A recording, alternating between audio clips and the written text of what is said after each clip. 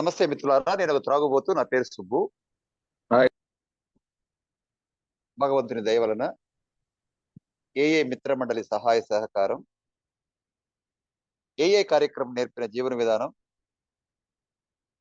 కుటుంబ సభ్యుల ప్రేమాభిమానాలు, స్పాన్సర్షిప్ చైన్ సహకారం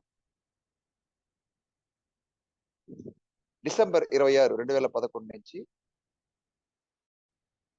ఇప్పటిదాకా సాగాల్సిన అవసరం రాలేదు. భగవంతునికి, మిత్రమండలికి, నా కుటుంబ సభ్యులకు నా హృదయపూర్వక కృతజ్ఞతలు.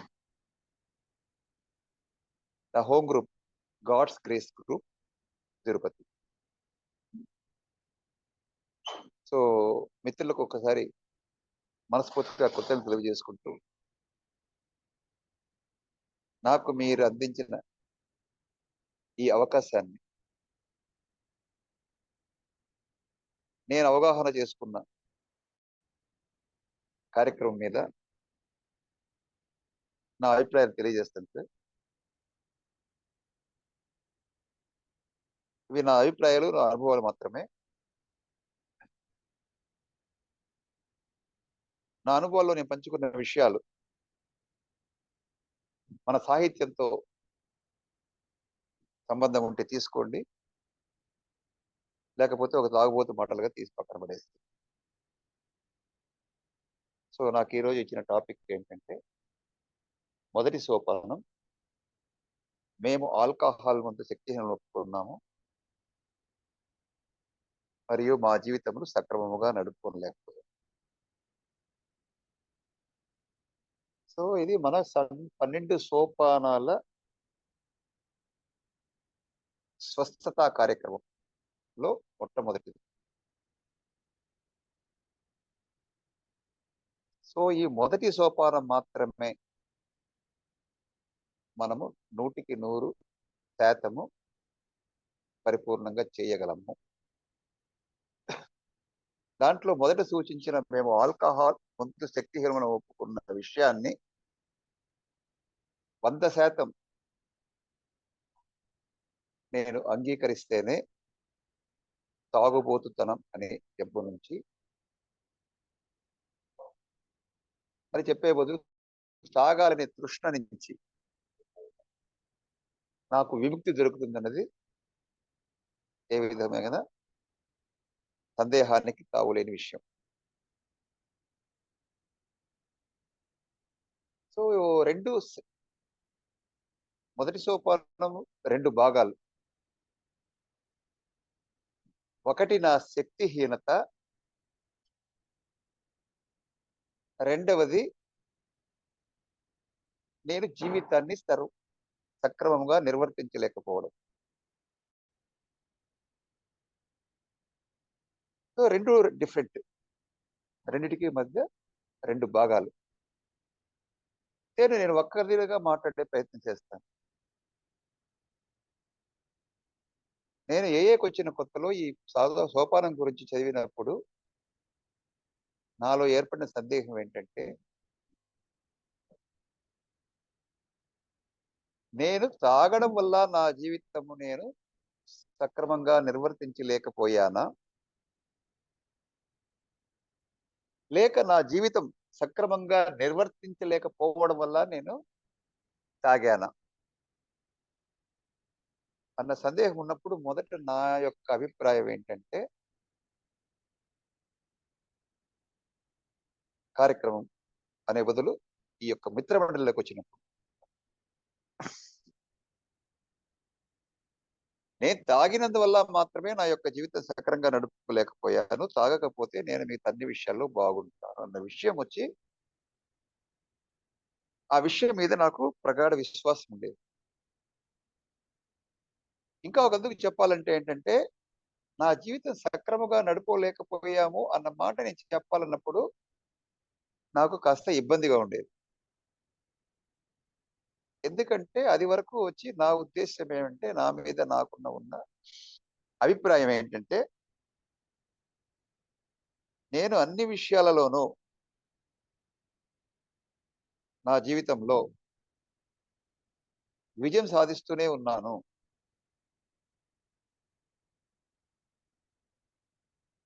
నా జీవితంలో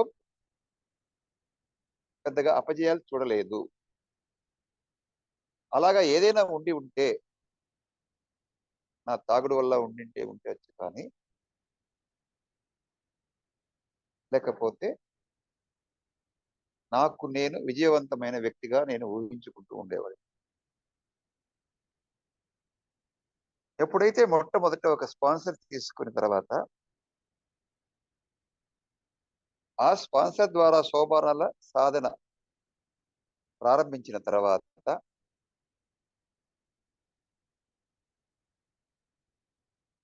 నాకు మొదటి సోపానంలో రెండో భాగంలో ఉండే జీవితం అన్న దాని మీద ఒక అవగాహన ఏర్పడింది. నేను అర్థం చేసుకున్న జీవితం గురించి అవగాహన ఏంటంటే ఇప్పుడు, తాగక ముందు నా జీవితం ఒకటి,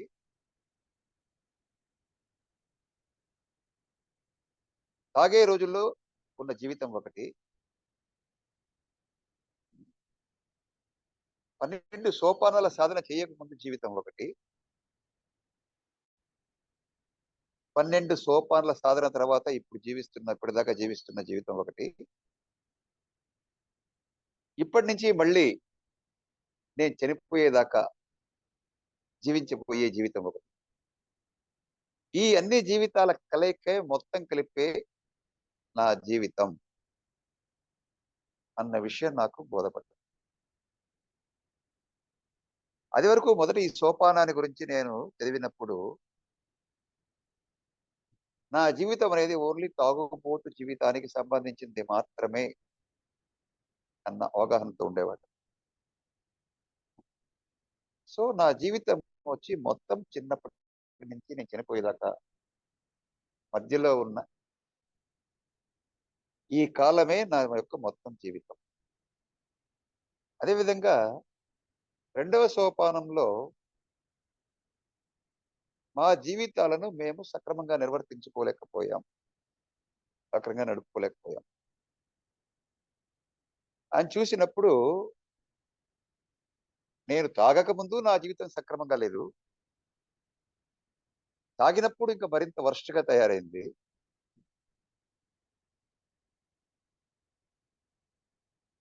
సోపానాల కార్యక్రమం చేయడానికి ముందు డ్రై డ్రంక్‌గా ఉన్నప్పుడు, అప్పుడు నా జీవితం సక్రమంగా నడుపుకోలేదు. ఇప్పుడు సోపానాల కార్యక్రమం ద్వారా కూడా ఉన్నప్పుడొచ్చి, నా సొంత జీవితం నేను సక్రమంగా నడుపుకోలేదు. ఇంక రాబోయే జీవితం కూడా నేను సక్రమంగా నడుపుకోలేను. ఇది నాకు అర్థమైన విషయం. సో, మళ్ళీ 12 సోపానాల తర్వాత 3 సందర్భోచిత భావాలున్నాయి. మేము త్రాగుబోతులం, మా సొంత జీవితాలు సక్రమంగా నడపలేకపోయాం. బహుశా మానవ శక్తి ఏది కూడా ఈ తాగుబోతుతనం నుంచి మమ్మల్ని విడిపించలేదు. తనను ఆశ్రయిస్తే భగవంతుడు విడిపించగలడు, విడిపించగలిగి ఉండేవాడు అన్న 3 భావనలు తెలిసిన తర్వాత,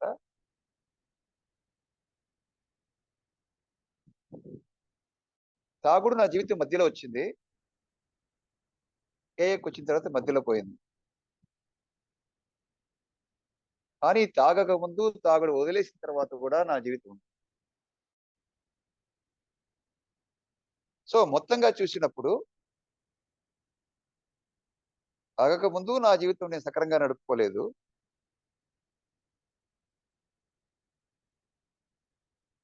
తాగుడు ఆపిన తర్వాత డ్రై డ్రింక్‌గా ఉన్నప్పుడు నా జీవితం సక్రమంగా నడుపుకోలేదు. ఇప్పుడు నేను నడుపుకోలేను అన్న విషయం అర్థం చేసుకున్నప్పుడు, అప్పుడే నాకు జీవితంలో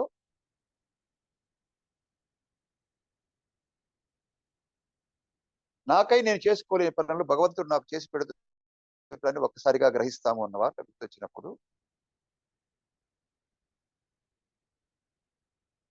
సో, నా జీవితాన్ని నేను నడుపుకోలేను. అందువల్ల నా జీవితాన్ని నేను భగవంతుడికి అప్పజెప్పాలి. ఆయన ద్వారా మళ్ళీ నేను తిరిగి స్వస్థత పొందుతాను అని ఆ రాబోయే సోపానాలు ఇచ్చిన హామీ ఫలితంగా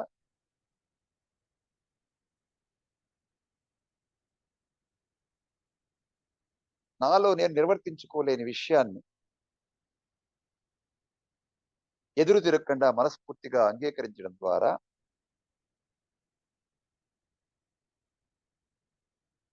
మొదటి సోపానంలో ఫస్ట్ పార్ట్‌లో అనుకున్నట్టుగా మద్యం ముందు శక్తిహీనులని ఒప్పుకున్నాము అన్న విషయంలో ఎటువంటి మినహాయింపులు లేకుండా 100కు 100% ఒప్పుకోవడం ద్వారా నిజాయితీగా ఎలాగైతే ఆల్కహాల్ నుంచి నాకు విముక్తి లభించిందో, అదే విధంగా నా జీవితాలు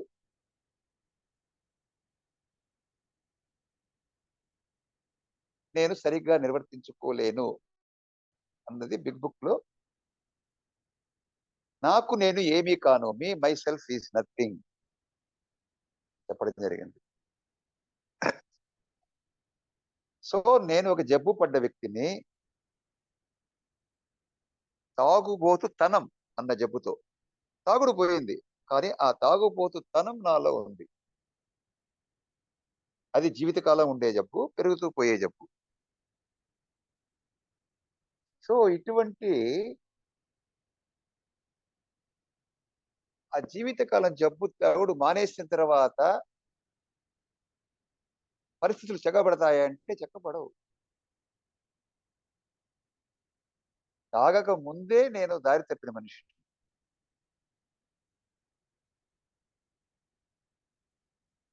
ఆ దారి తప్పడానికి ముఖ్యంగా నాలో ఉండే రుగ్మతలు ఏంటంటే, మానసిక రుగ్మతలేంటంటే, స్వార్థము, స్వార్థ చింతన, నిజాయితీ లేనితనము, భయము,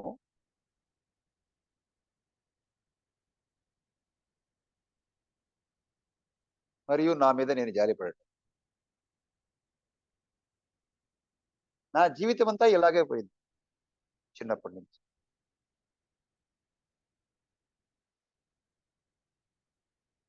సో, మనిషి జీవించడానికి కొద్దిపాటి ఎందుకంటే సమాజంలో నేను జీవించడానికి కొన్ని నైతిక విలువలు, నైతిక సూత్రాలు అనేది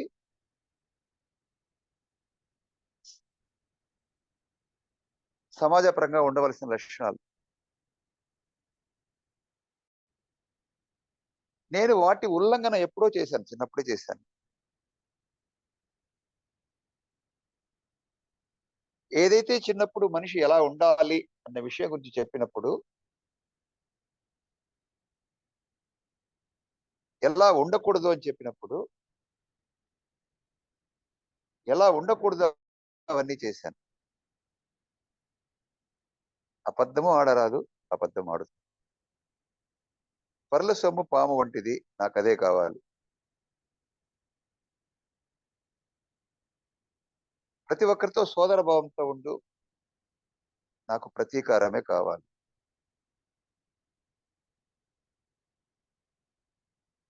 సో, ఇవి నా జీవితంలో ప్రతి ఒక్క విషయంలోనూ స్పృశిస్తూనే ఉన్నాయి.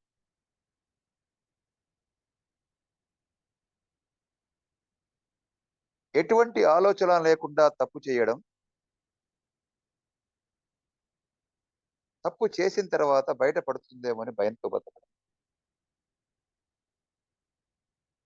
వీటి మధ్యనే నా జీవితం అంతా గడిచిపోతూ ఉంది. లేక నాకు ఉన్న స్థితిని నేను ఆమోదించుకోలేక, నాకే ఎందుకు ఇలా జరిగింది? నేనే ఎందుకు ఇలా ఉన్నాను? అని చెప్పి నా మీద నేను జాలిపడటం.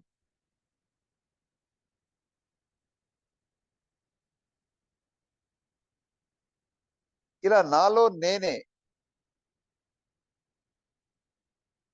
ఎవరితోనూ నా మనసులోని భావాలు పంచుకోకుండా వ్యక్తుల మీద, వ్యవస్థ మీద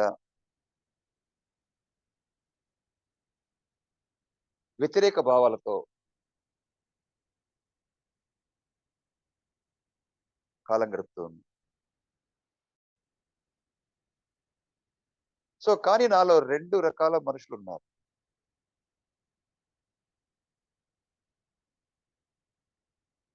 డబుల్ యాక్షన్ అంటాం చూడు, డ్యూయల్ క్యారెక్టర్. బయట కనిపించే వాళ్ళ విషయంలో ఒక్కలాగాను, నాలో అంతరాత్మకు తెలిసిన వ్యక్తి వేరేలాగాను ఉండేది. చాలా కాలం స్వతహాగా నేను బయట వాళ్ళతో లోపల ఏ విషయాలు జరుగుతున్నా కానీ, బయట వ్యక్తుల దగ్గర నా జీవితం నటనతో కూడుకొని ఉండేది. నా లోపల ఏం జరుగుతుంది, బయట ఎలా ప్రవర్తిస్తున్నాను అన్న రెండిటి మధ్య సారూప్యత అనేది ఉండేది.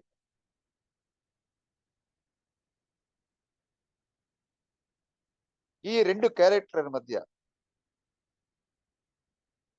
లోపల నా అంతరాత్మకు తెలుసు నేను ఎలాంటి వాడినో. ఎన్నో చేయకూడని పనులు చేసేవాడిని, చేయకూడని ఆలోచన చేసేవాడిని. కానీ బయట కదపని లేకుండా ఉండే ప్రయత్నం చేసేవాడిని. ఈ 2 నా యొక్క వ్యక్తిత్వాల మధ్య నేను నలిగిపోతూ ఉండేవాడిని. ఎప్పుడైతే తాగుడు నాకొచ్చిన తర్వాత ఆ ముసుగు కొద్ది కొద్దిగా తొలగడం ప్రారంభించింది. అప్పుడు నా చుట్టూ ఉండేవాళ్ళని ఏమనుకున్నారంటే, తాగకపోతే వీడు చాలా మంచోడు, తాగితేనే ఇలా తయారవుతున్నాడు అన్న భావన ఏర్పడింది. ఆ భావనని నేను నమ్ముతూ వచ్చాను. ఎప్పుడైతే నేను తాగుడు వల్లనే నా జీవితం ఇంత ఇలా అయిపోయింది, ఇలా ప్రవర్తిస్తున్నాను, తాగకపోతే నా అంత మంచోడు లేదు అన్న భావనలో ఉండేవాడు.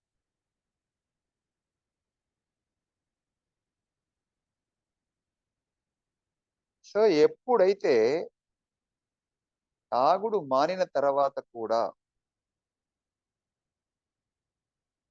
నా ప్రవర్తనలో పెద్దగా మార్పు లేనప్పుడు,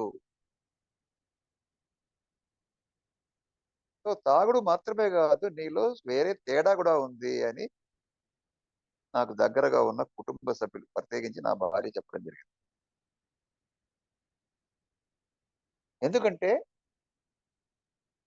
నాలాంటి తాగుబోతు విషయంలో నా ప్రవర్తనలో తేడా మొట్టమొదటిగా గుర్తించేది నా దగ్గరగా ఉండే కుటుంబ సభ్యులు.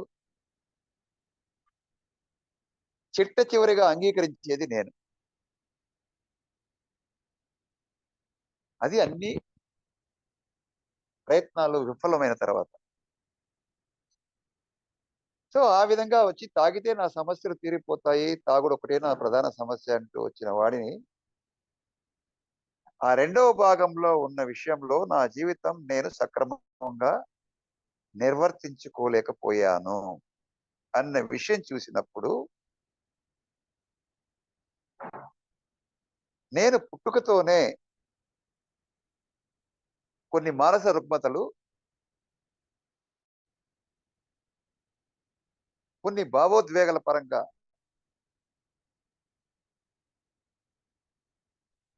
రోగిగ్రస్తుడిని.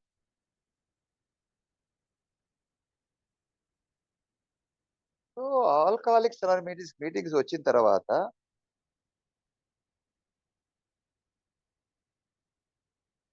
ఆల్కహాల్ ముందు నేను శక్తివంతుడిని ఒప్పుకొని రోజువారీ నిలుపుదల కార్యక్రమం ద్వారా భగవంతుడి దయతో ఆ తాగాలనే విపరీతమైన తృష్ణ నుంచి బయటపడడం జరిగింది. మరి ఆ రెండో భాగం సో ఆ 3 సందర్భోచిత భావాలలో మా సొంత జీవితాల్లో మేము సక్రమంగా నడుపుకోలేము అని చెప్పినప్పుడు, నేను చేస్తున్నదేంటంటే, మిగతా వాళ్ళ జీవితాలను నడిపించాలని కోరుకుంటున్నాను.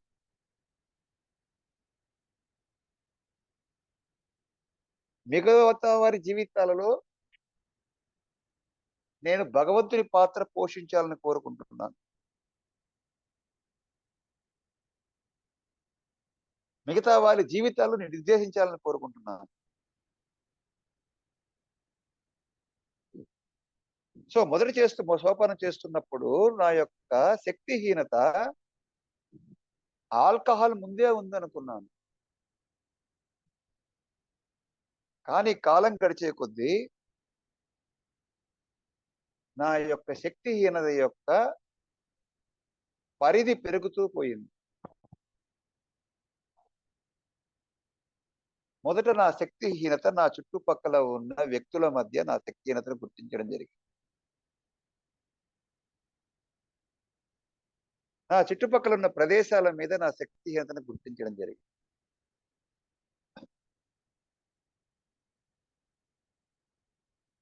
నా చుట్టుపక్కల ఉన్న పరిస్థితుల మీద నా శక్తిహీనత గుర్తించడం జరిగింది. సో అప్పుడు ఇవన్నీ గుర్తించడం జరిగిందంటే నా స్వతహా నాకున్న మేధతో కాదు. ఇక్కడ ఒక స్పాన్సర్ తీసుకున్న తర్వాత ఆయన సహాయంతో కార్యక్రమం అర్థం చేసుకునే ప్రయత్నం చేసినప్పుడు, ఏదైతే నా ప్రయాణానికి ఏదైతే ఆల్కహాలిక్స్ అనానిమస్ అనే బిగ్ బుక్ అనే మూల గ్రంథము ఏదైతే సూచించబడిందో,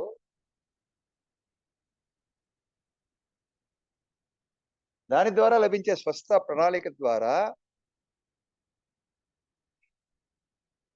నా శక్తిహీనత ఏంటి తెలియవచ్చు. నిర్ణయాలు తీసుకునే విషయంలో సందిగ్ధావస్థే నా యొక్క శక్తిహీనత. సో నాకు నిర్ణయాలు తీసుకునే విషయంలో నాకు లేదంటే,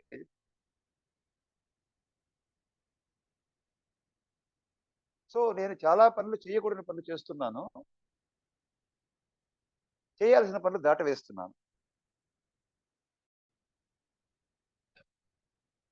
ఎప్పుడు ఏ పని చేయాలన్న దాంట్లో విషయ జ్ఞానం లేదు. నాకు కనీస అవగాహన కూడా లేదు.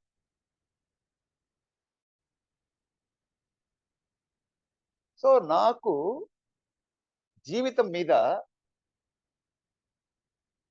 అవగాహన లేదు. వాస్తవానికి చాలా దూరంగా నడుస్తూ ఉన్నాను.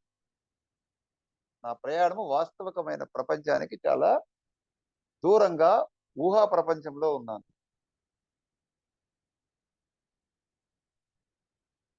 సో వీటి నుంచి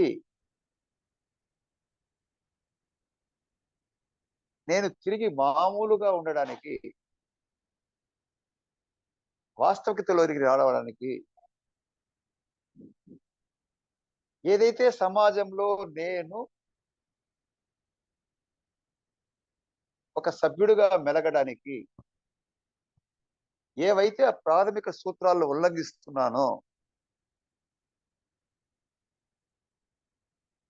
ఇతర మనుషుల పట్ల, ఇతర ప్రదేశాల పట్ల, ఇతర పరిస్థితుల పట్ల ఏ విధమైన వ్యతిరేక భావాలు కలిగి ఉన్నానో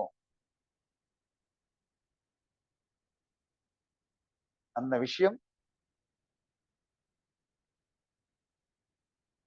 ఈ కార్యక్రమంలో ప్రయాణిస్తున్నప్పుడు నేను వాస్తవానికి ఎంతో దూరంలో బతుకుతున్నాను అన్న విషయం అర్థమైంది. సో నేను వాస్తవానికి దూరంగా ఉంటూ సమకాలీన స్థితులను అర్థం చేసుకోకుండా ఉంటే నేను నా జీవితాన్ని నేను సక్రమంగా నిర్వర్తించుకోగలను.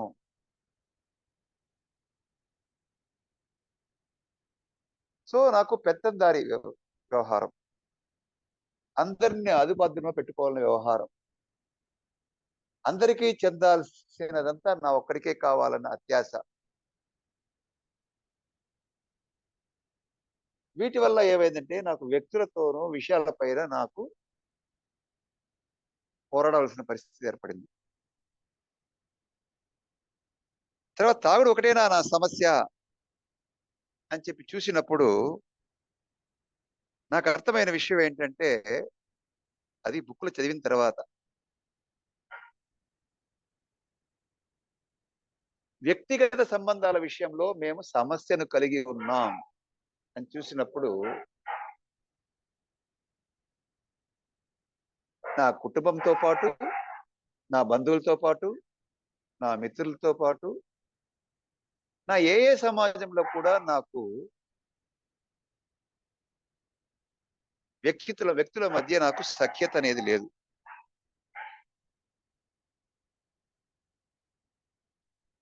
అదేలాగా భావోద్వేగ పరము కూడా నేను చాలా రోగిగ్రస్తుడిని. ఆ భావోద్వేగాలను కూడా నేను నా అదుపులో ఉంచుకునే శక్తి లేదు. అందువల్ల ప్రతి ఒక్కరితోనూ నాకు ఘర్షణ.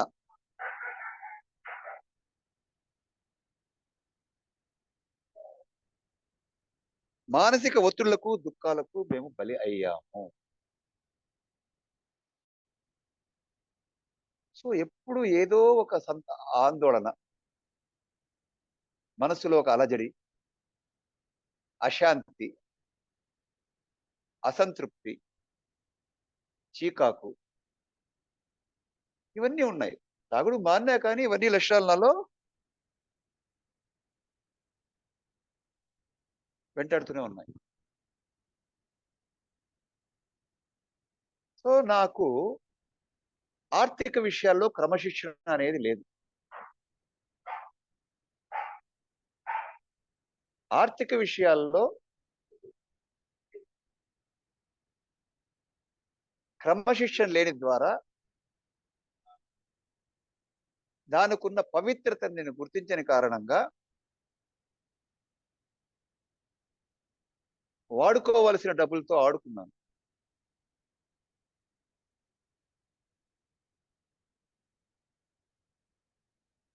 సో, సమాజపరంగా ఇబ్బంది, కుటుంబంలో వ్యక్తుల మధ్య సఖ్యత లేదు, ఆర్థిక క్రమశిక్షణ లేదు, భావోద్వేగాల పట్ల నియంత్రణ లేదు. వీటి మధ్య నా మీద నాకు పశ్చాత్తాప భావం. ఏంటి నా జీవితం అలా అయిపోయింది అని నా మీద నేను జాలిపడటం.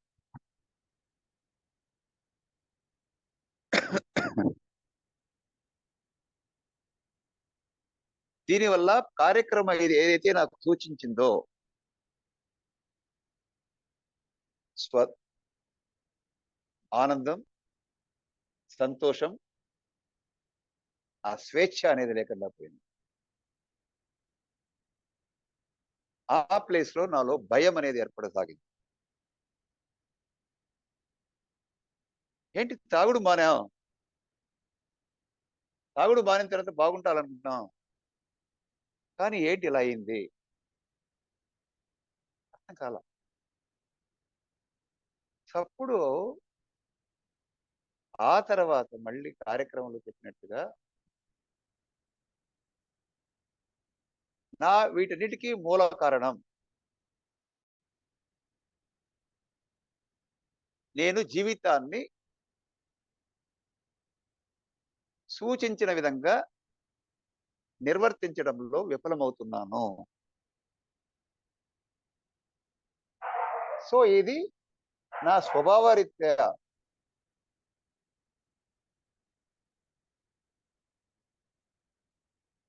నా మానసిక రీత్యా నేను ఎప్పుడో ఈ విషయంలో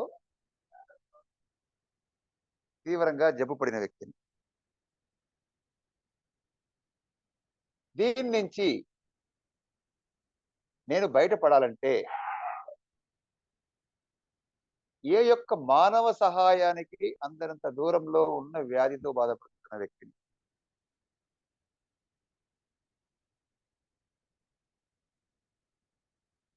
ఈ యొక్క దురవస్థ నుంచి నేను బయటపడాలంటే కార్యక్రమం సూచించిన ఒకే మార్గం ఏంటంటే, నువ్వు భగవంతుణ్ణి ఆశ్రయిస్తే ఆయన నిన్ను విడిపించగలడు. ఆల్రెడీ ఆశ్రయించి ఉండి ఉంటే విడిపించిండే ఉండేవాడు. సో, ఈ యొక్క స్టేట్మెంట్ మీద నమ్మకం కుదిరిన తర్వాత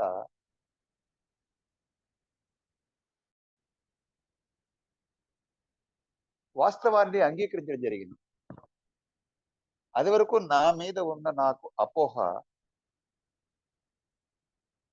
నా యొక్క శక్తి సామర్థ్యాల మీద నాకున్న మితిమీరిన నమ్మకం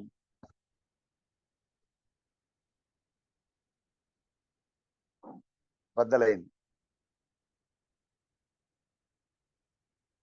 సో, ఈ నాకున్న ఈ రుగ్మత విషయంలోనైతేమి, ఈ జబ్బు విషయంలోనైతేనేమి, నాకు నేనుగా చేసుకోలేని విషయాల దగ్గర ఉన్నాను. మరియు మానవ సహాయానికి అందనంత దూరంలో ఉన్నాను.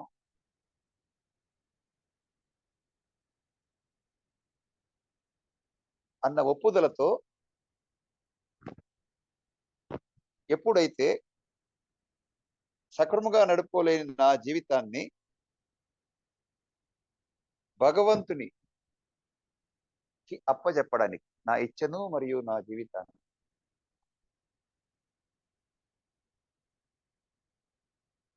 అంటే, నా ఇన్నేళ్ల ఈ రుగ్మత ఒక్క రోజులో తీరిపోతుందా? రాత్రికి రాత్రే సమస్య పోతుందా? విడుదల అవుతుందా? అంటే ఇది కాని పని, కుదరని పని. సార్, రోజువారీ ఆధ్యాత్మిక జీవితం కొనసాగించడం ద్వారా భగవంతుని సహాయంతో, భగవంతుని సహాయం మాత్రం కాకుండా ఇక్కడ ముఖ్యమైన విషయం ఏంటంటే, నా యొక్క కృషి కూడా అవసరము అని చెప్తున్నారు లిటరేచర్. అంటే కార్యాచరణ లేని విశ్వాసం మరణంతో సమానం. సో, నా యొక్క ప్రయత్నము, నా కార్యాచరణ నేను చేసిన తర్వాత ఫలితాన్ని నేను అనుకున్న విధంగా ఉండాలని కోరుకునే దాని మీద, ఆ ఫలితాన్ని భగవంతుడికి ఎలా వదిలివేయడం అనేది స్పాన్సర్ ద్వారా కార్యక్రమం అర్థం చేసుకోగలిగాం.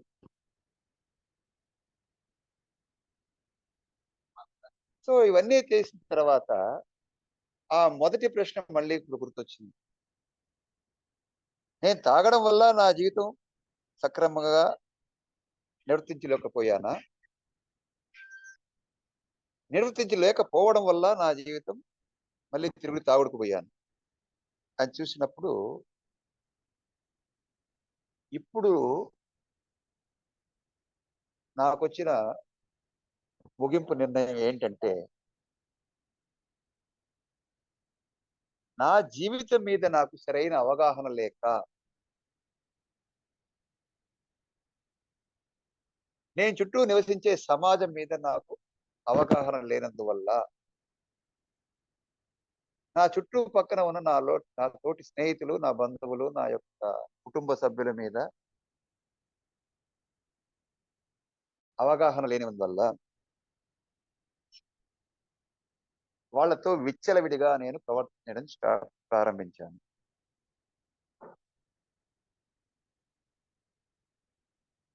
ఆధిపత్య ధోరణితో ప్రవర్తించసాగాను. స్వార్థ చింతనతో ప్రవర్తించసాగాను. వీటన్నిటి ఫలితంగా నాకొక్క ప్రతి ఒక్క విషయంతోనూ పోరాటం.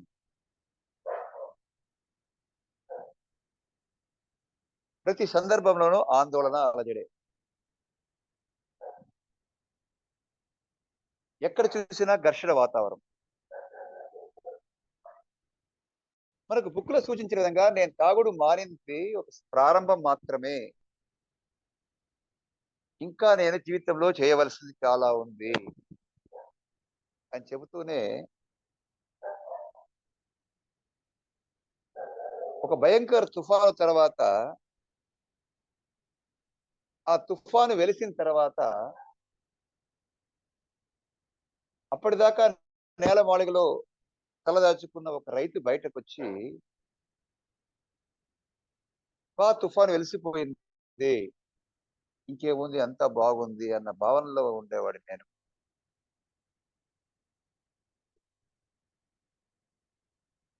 నా తాగుడనే తుఫాను ద్వారా, నా యొక్క గుణలోపాలనే తుఫాను ద్వారా భిన్నమైన నా యొక్క మానవ సంబంధాలు, నా యొక్క ఆర్థిక విషయాలు, నా యొక్క న్యాయపరమైన విషయాలు, నా ఉద్యోగ భద్రత ఇవన్నీ ఊగిసలాడుతున్నాయి అప్పుడు. ఇవన్నీ వాటింటికి అవే చక్కదిద్దుతాయా అంటే దిద్దవు. దానికి నాకు మరింత కార్యాచరణ. ముందు కార్యాచరణ కావాలంటే ముందు నాలో సమస్యను నేను గుర్తించాలి. నాలో సమస్యే లేదనుకుంటే నేను కార్యాచరణకు సంసిద్ధత కాలేను. సో, ఈ స్థితిలో ఉన్నప్పుడు నేను జీవితంలో ఏ విషయాలు పాటించినవి పాటించకుండా ఉండడం ద్వారాను,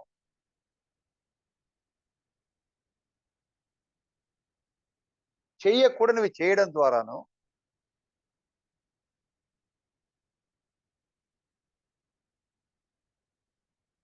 నా యొక్క జీవన దారి అనేది గందరగోళంగా తయారైంది. సో, అంత గందరగోళంగా ఉన్న తర్వాత తాగుడు మానిన తర్వాత ఒక్కరోజు రాత్రిలో నాకంతా ఇవి సరిపోయే వ్యవహారం అంటే కాదు. కొద్ది కొద్దిగా చక్కదిద్దుకునే ప్రయత్నమే. అదేలాగా ఒక్కసారిగా దిద్దుకునే ప్రయత్నమా? లేకంటే ఒక్క రోజుతో అయ్యే కార్యక్రమమా అన్నప్పుడు లేదు. ఇది నా జీవిత కాలం. ప్రతిరోజు, ప్రతి క్షణము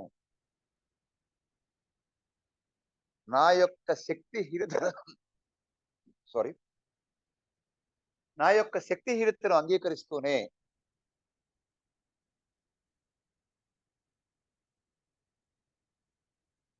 నా యొక్క జీవితం నడుపుకునే దాంట్లో ఉండే నా నిస్సహాయతను అంగీకరిస్తూనే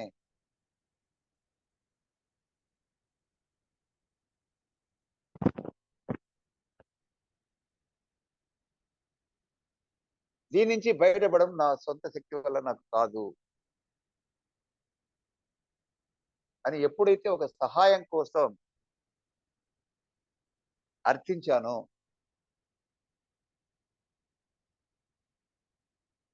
అప్పుడు జీవితంలో మార్పులు జరగడం స్టార్ట్ అయ్యాయి. ఇంకా అప్పటి నుంచి నా జీవితం నేను నడుపుకోవడం నిలుపుదల చేశాను. అర్థమైంది. నా జీవితంలో నేను నడుపుకోవాల్సిన విధంగా నాకున్న రుగ్మతల ద్వారా నేను చేసుకోలేని విషయం ఇప్పుడు కూడా అర్థమైంది. ఎన్నో ఏళ్ల విఫల ప్రయత్నాల తర్వాత కూడా దాంట్లో ఫలితం పొందలేని విషయము అర్థమైంది. ఎందుకు నాకన్నా బాగా నిర్వర్తించే నాకన్నా ఉన్నత శక్తి ఒకటి ఉన్నప్పుడు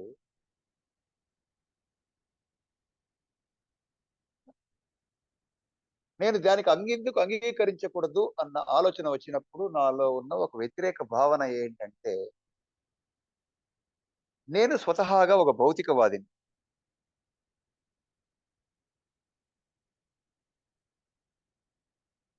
అంటే మెటీరియలిస్టిక్ మ్యాన్. నాకు ఫలితము విశ్వాసం కన్నా ముందు నాకు ఫలితం కళ్ళ ముందు కనపడడానికి ఎక్కువ నేను ప్రాముఖ్యతనిస్తాను.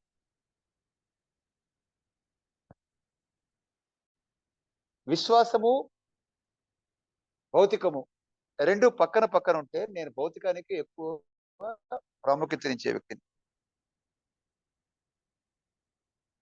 సో, జీవితంలో ఆ విశ్వాసం వచ్చి పోతూ ఉండే అలాంటి వ్యక్తికి ఆ భౌతికవాదికి ఒక్కసారిగా నాకు నేను ఏమీ కాను, భగవంతుడికి అప్పజెప్పుదాము అన్న విషయం అనేది వచ్చినప్పుడు చాలా ఇబ్బందైన విషయం. చాలా సార్లు ఆయనకివ్వడము, మళ్ళీ నేను తీసుకోవడము, ఆయనకివ్వడము, నేను నీకన్నా బాగా చేస్తానంటాము. ఈ అహంకారపు ధోరణితో చాలా రోజులు గడిచాయి. చాలా రోజులు గడిచాయి కదా! ఇప్పుడు కూడా గడుస్తుంది. ఇప్పుడు కూడా అప్పుడప్పుడు అప్పుడప్పుడు నా సొంత తెలివితేటలు, సొంత పరిజ్ఞానం బుక్‌లో కూడా చాలా సార్లు రాసింటారు. ఇది నీ సొంత పరిజ్ఞానం అంటారు. అంటే సొంత పరిజ్ఞానం నీకు పనికిరాదు అని చెప్పారు.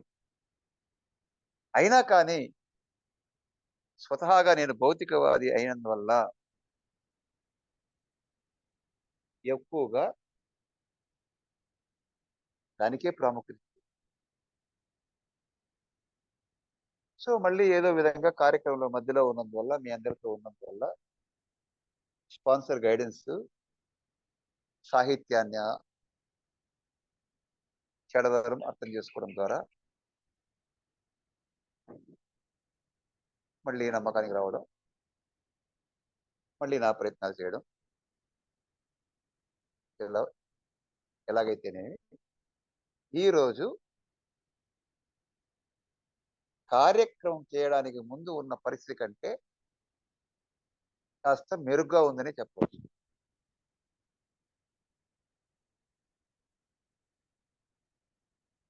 సో, ఆ విధంగా ఎన్నో విషయాల్లో నేను అర్థం చేసుకుందేంటంటే, ఒక్క విషయాన్ని నేను చేసేదాని పైన ఆ ఉన్న శక్తి ఆ పనిని చేయడం విషయంలో మరింత మెరుగుదల, మరింత ఖచ్చితం కనబడుతోంది. సో, ఇది నాకు వచ్చి నా జీవితంలో కొద్ది కొద్దిగా నాలో మెరుగుపరుచుకోవాల్సిన విషయం. సో, ఈ మెరుగుపరిచే కార్యక్రమంలో నేను నిరంతరం దీని మీద కృషి చేస్తూ ఉన్నంత వరకే. మధ్యలో దీని మీద నాకు విశ్వాసం గాని, కృషి గాని 2 సన్నగిల్లితే తిరిగి నా పాత ఆలోచన విధానంలోకి వెళ్ళడానికి పెద్ద కష్టమేం కాదు. ఎందుకంటే నాకు అలవాటైన ఆ యొక్క పాత ఆలోచన విధానంలోకి నేను తిరిగి వెళ్ళడానికి అతి తక్కువ సమయం పడుతుంది. నూతన మార్గంలో పోవడానికి నాకు చాలా సమయం తీసుకోవచ్చేమో కానీ, తిరిగి నా పాత ఆలోచనా విధానంలోకి నేను తిరిగి వెళ్ళడానికి ఎక్కువ సమయం తీసుకోదు. సో, అందువల్ల నాకు నా వ్యక్తిగతంగా, నా సొంత జీవితానికి పనికిరాని నా యొక్క ఆలోచన విధానాన్ని పక్కన పెట్టి, ఇక నా జీవితం భగవంతుడా నీ చేతిలో పెడుతున్నాను. నువ్వే నడిపించు అన్న విషయానికి ప్రాముఖ్యతనిస్తూ ముందుకు వెళ్ళాలని నిశ్చయించు. సో, ఈరోజు మిత్రులు ఈ మొదటి స స సోపానం గురించి నా అనుభవాలు పంచుకున్న అవకాశం కల్పించినందుకు